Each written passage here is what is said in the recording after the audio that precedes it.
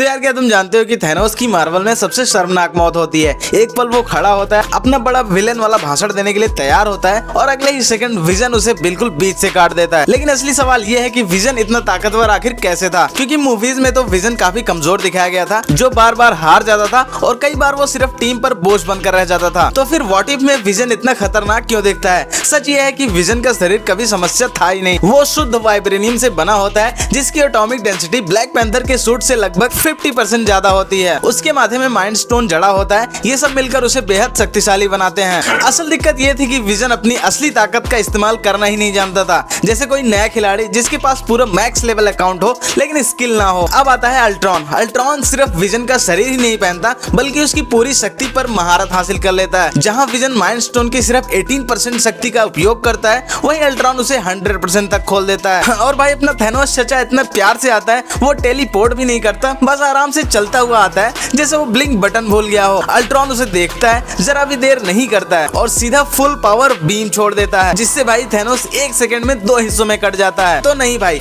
ये विजन का plot armour नहीं था। ये साबित करता है कि एक ही हथियार एक नौसिखी के हाथ में कमजोर दिखता है और एक प्रो के हाथ में थैनोस जैसा टाइटन भी कागज की तरह कट जाता है। तो अब तुम मुझे कमेंट करके बताओ कि अगर विजन में असली ताकत छिपी थी तो तुम्हारे हिसाब से एमसीयू में सबसे अंडररेटेड हीरो कौन है?